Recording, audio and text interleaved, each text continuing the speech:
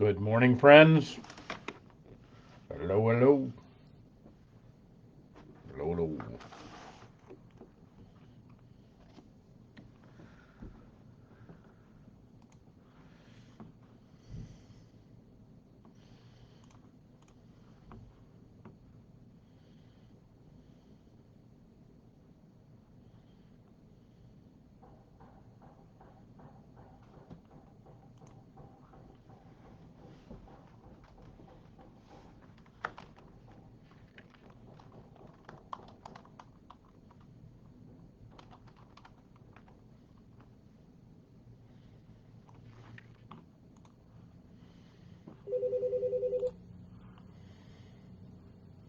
Hey, Derek.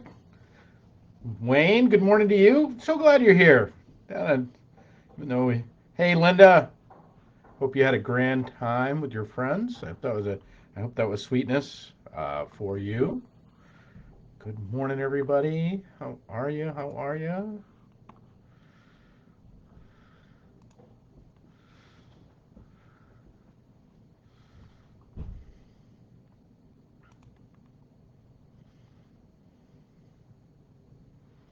Hello, hello, everybody. So glad you're with us on this Thursday.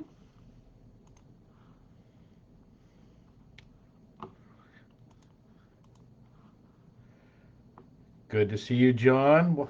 Welcome, welcome. Glad you're here. I know it was a yes.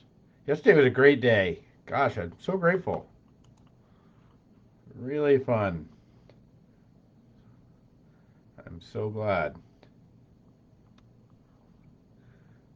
Just trying to get my one last thing here.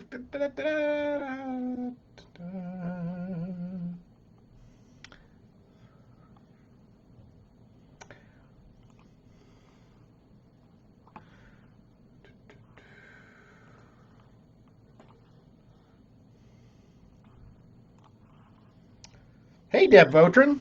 Glad you are here.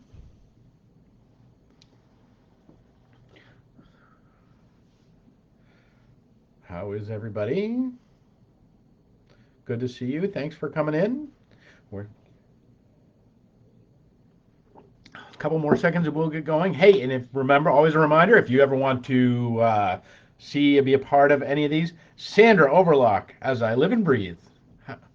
Good morning. If you ever want to see any of these, they're all on the our YouTube channel, FCC Fall River, Ma. And there is another one. You'll see the difference. Always ask for you to like the page as well. The ones that are posted up there are also without our little greeting time and all this sort of stuff, so they're cleaned up and they're a little more ready for presentation. So that's always available to you. I just want to remind you on that. Uh, Good morning, Sherry Ladd. Glad you're here. That we are that it is so great that we're a part of this day. All right, friends, let's get going. It is the 8th day of July on this Thursday at 11:11, and I am glad that each one of you are with us and that we're here. And I want to talk this morning about I want to talk about one of the Psalms, which is just, we don't spend enough time in the Psalms. That's the bottom line. Like, and I don't know how much time you spend in them. Probably not a lot, but we don't spend enough time.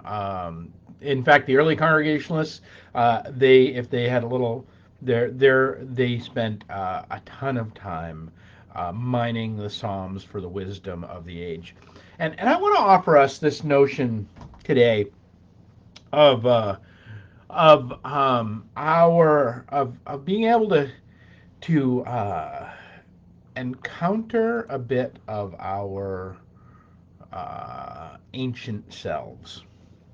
and because that's what the Psalms preserve, really, is our ancient selves to some degree. This and so because we live, I don't know if you've noticed, we live in the modern world. I'm talking to you on this wonky super duper telecommunicating device that through the interwebs and on the Facebook and all of these sorts of things that we that the magnitude of the magic, quite literally the magic that we can create in this technical world is incredible.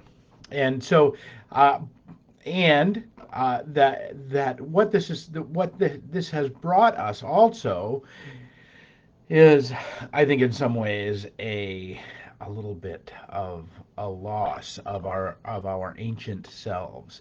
And so I want to return to some of these the wisdom of some of the ancients. And this one's been kind of grinded on me for a little while because I see it all over the place. And I think it's our often our kind of our failure to understand that the rational, this stuff that gives us, Facebook and iPhones and all that sort of, all of the technical and beautiful things of our lives that make our lives easy and wonderful and prosperous many times. But we forget that this rationality rests upon something, and that was much better mapped out on in the ancient world. So I want to talk a little bit about this. So, you don't hear this psalm talked about all that often because of what people feel like they need to do with it in order to make it jive with our modern world, and that's one of the reasons I want to jump right into it. So this is it. It's the 82nd Psalm. It's pretty short, so I'm going to read you the whole thing, so we can spend a little minute with you. Because my hope is that it will that you'll see the world just a little bit differently in the way that you come to know and understand it through this. This is one of those. I'm gonna try and mess with your glasses today. So, 82nd Psalm. It is called a plea for justice. This is and so we get this, and so we leap into a story that is often very personal, of the Psalms, that because David, our understanding is that King David wrote the Psalms, and that they have this, but we all of a sudden seem to get this view here. God has taken his place in the divine council. In the midst of the gods, he holds judgment. Whoa, whoa, whoa! I thought we were monotheists. I thought there were only one God.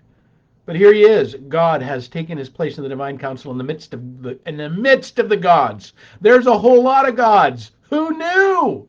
How long will you judge unjustly and show partiality to the wicked?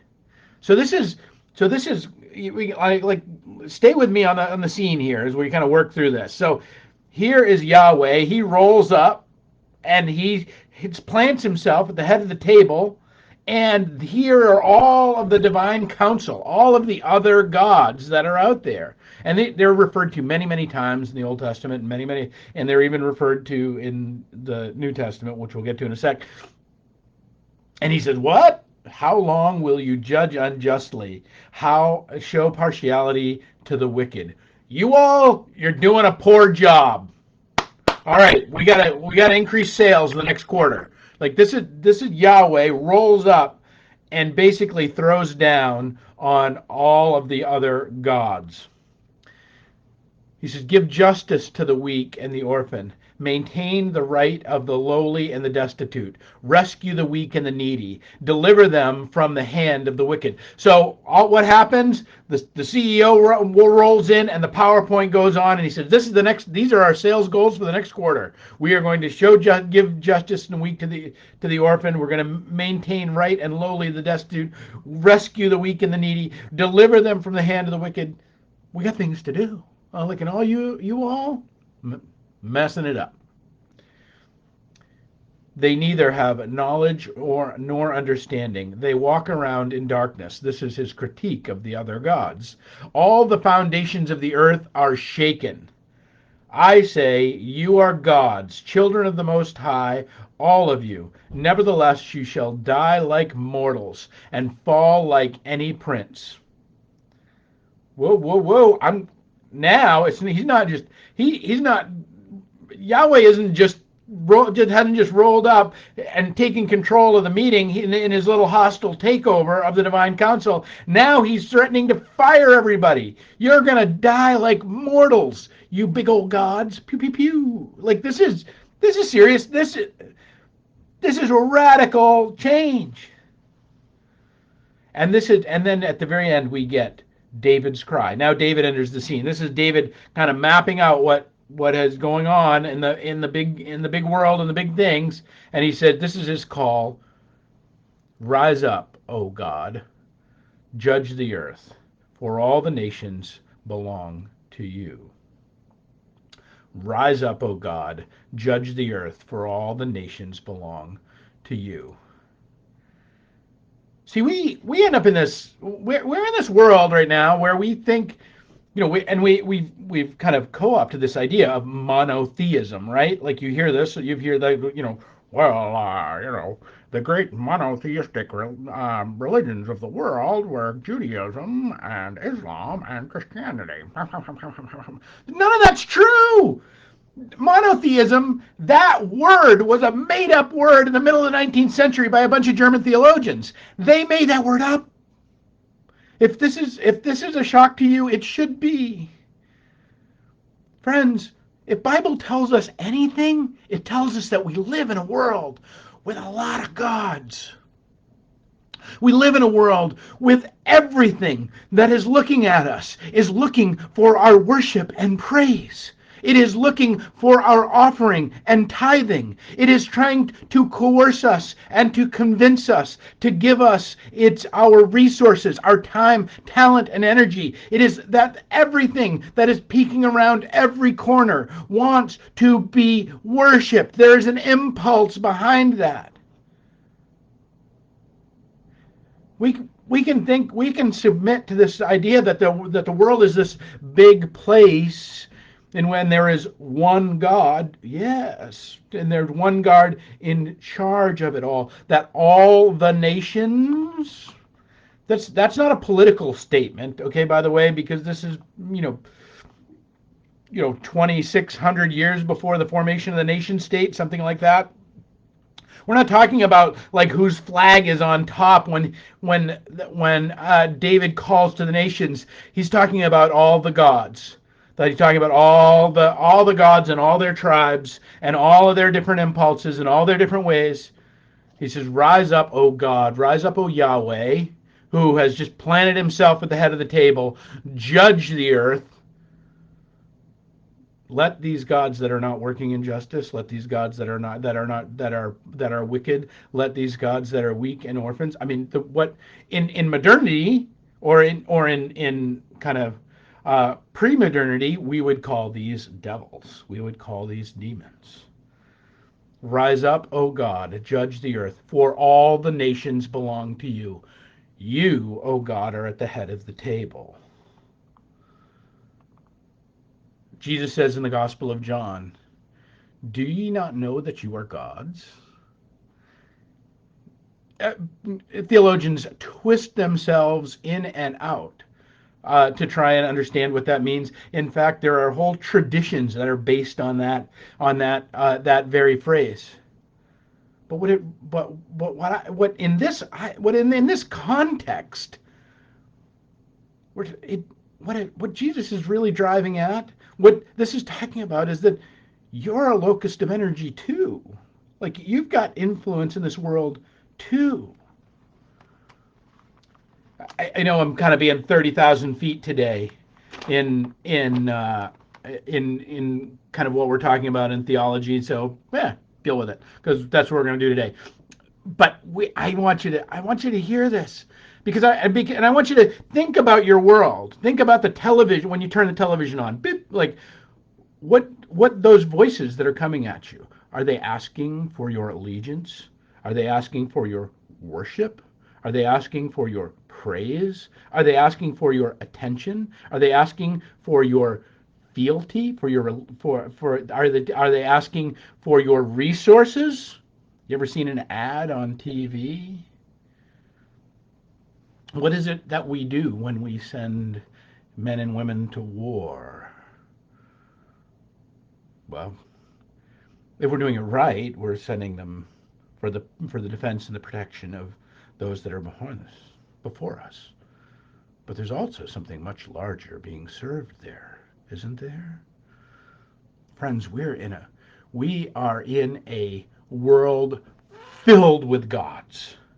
And our little Descartesian rational I think therefore I am idea of the world, or even our which gave birth to this German kind of monotheistic idea that there is one God in charge of all things, and that's all there is. And that there is one God in charge of all things, yes.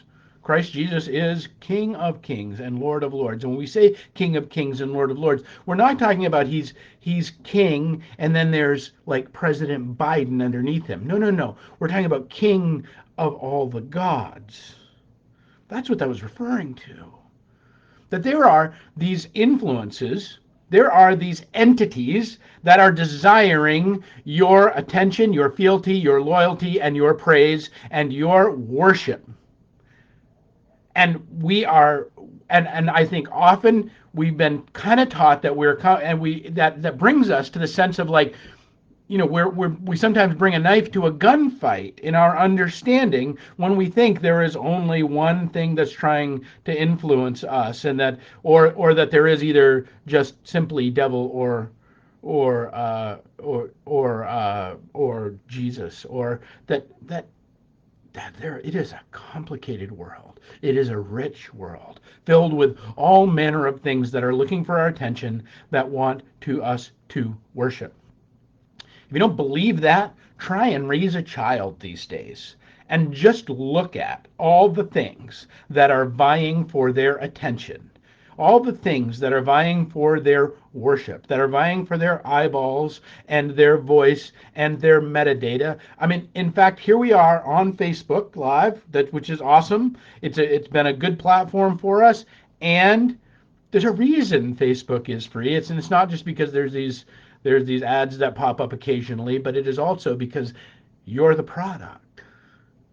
There's a way, and that as we give it our eyeballs, it also takes from us our information and our habits and the things that we want, so that we can that can be sold, and that can be given to any manner of place and being. I'm not saying it's evil. I'm not saying it's good. I'm not saying any of that. What I'm saying is that throughout Bible, throughout throughout, I think the true understanding is that we're contending with a lot of gods in our world. We're contending, and that actually the great fight of our day is not against, uh, just as it was in Paul's day, is not against the right idea about things, or even the right feeling about things, or even the right action about things. But it is this relational idea of what are we going to be in relationship to. I talked about it yesterday, of what are we going to be a part of. Because what we place ourselves a part of is what we are going to end up worshiping. Paul's great quote from Ephesians, from his book, from his letter to the church in Ephesus, is the culmination of these thousands of years of what we're really up against. We wrestle not against flesh and blood, but against principalities, against gods. That's what he's talking about. Against powers, against these things that would influence us, against rulers of the darkness of this world, and against spiritual wickedness in high places. We wrestle not against flesh and blood, but we wrestle against principalities. Friends, there is one way. There is one God that comes to reconcile it all. That comes to that little PowerPoint presentation that we talk about, of how long will you judge unjustly and show partiality to the wicked? This divine counsel that just wants to consume, that just wants to eat you up, that just wants to If you notice that like how much Tide should you buy? Like if you're a Tide person, if you're yeah, I'm talking about the detergent. Like how much Tide should you buy? I mean, you can even look at all of the branding ideas in this world. These are baby gods. These are household gods. Well, I'm a Tide guy, or I'm a you know that every product it really, if we were to look at it through an ancient lens, would be a little household god. Because what does it do? It gets our time, it gets our talent, it gets our treasure, it gets our allegiance, it gets our presence. My hope for you this morning is to maybe again kind of like play with your glasses a little bit about how you see the world, to play with the idea of how you understand what it is you're contending with as you move through your day. Because it's my belief that as we stand in these places, we understand that yes, God is full and rich and peeking out behind and through and with all things that has brought us to this place where it's so rich. As Emerson says, he says, nature is too thin a screen. The glory of the omnipresent God bursts through everywhere. The glory of the omnipresent God bursts through everywhere. And yet, the screen that we find in this world is constantly con- and often competing with us for our attention, our worship, our worship. We are people built for worship. We're going to worship something. You're going to worship something in your life. You are going to give your attention to something. Let it be the ultimate. Let it be the omnipresent God that bursts through everywhere. Because if we do not, we end up often in these little fiefdoms, in these little moments of power. As the great Walt Whitman says, keep your face always towards the sunshine, and shadows will fall behind you. Keep your face towards Christ. Keep your face towards the one who made and owns all things, the one who sits at the head of the table, not just holds the gods here, not just is the greatest among the gods, but from whom knows that they are all finite in some way, that they shall fall like, and as it says in the Psalms, they shall die like the mortals and fall like any prince. My hope for you, friends, as in this day is that you'll again play with your glasses a little bit. You'll see the world with the sense of, because I think it's really important to understand these are not that the forces that we contend with all the time, the things that are arrayed against us, are not simply just these things that are randomly happening, or these benign forces, or these things that are just a part of the world, but they are things that have agency of themselves, that have being of themselves, that have impetus of themselves, and that they want things from you. Except for except for Yahweh God, except for Christ Jesus, who sits at the head of the table and says, no, what I want for my world is justice. What I want for my people is mercy. What I want for us is relationship, to be and come to the table face to face. That's the invitation of that this world invites. So I hope you play with this idea today. Think about this.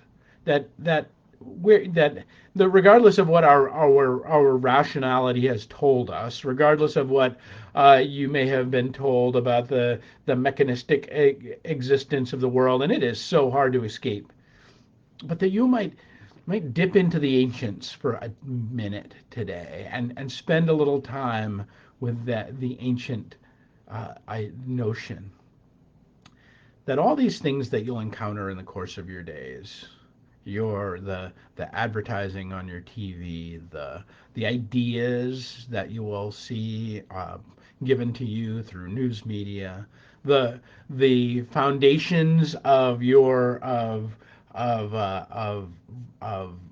relationships and understandings that will come out of different contexts.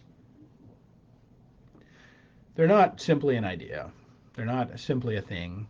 They're not simply a dish detergent, but they are these little gods, these little entities, these little things that will seek your time, your talent, and your treasure, that will seek your allegiance, that will seek. And it is my belief that when we begin to see them that way, when we begin to understand them, so much more in the world makes sense. So much, and our decision making and the things that we have to negotiate in this world become much easier because we begin to understand that Christ is King of Kings and Lord of Lords, and that Paul's words are not just about this kind of spiritual warfare thing that seems like mystical and kind of weird, but it is at its heart a wrestling with real principalities, with other gods, against powers and against rulers and against darkness of the world and against spiritual wickedness in high places. Respect the gods, my friends, and call always on the one who made you, on the one who called you into being, and the one who came to the cross and was resurrected so that you might sit at the same table, that you might be called friend with the ruler of all that is, that you might be called brother and sister and child of the Most High. All right, friends, that's my hope for you this morning. I hope that I know. Hey, sometimes we get weird. It's all right. We're all friends here. It's cool.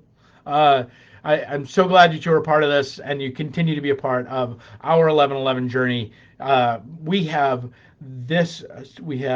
worship coming up this Sunday at 9 o'clock. A reminder that our summer hours is a 9 a.m. worship start, and then next week we'll talk a little bit more about it. But we have chicken and bingo next week, so if you're around, I'd love to see you. All right, friends, please live this day with peace and grace, and know that you're not just contending with flesh and blood, but with principalities and powers, and that the good news of Jesus Christ is that he is the head of the table and the highest principality in which all has been overcome. All right, peace and grace, my friends.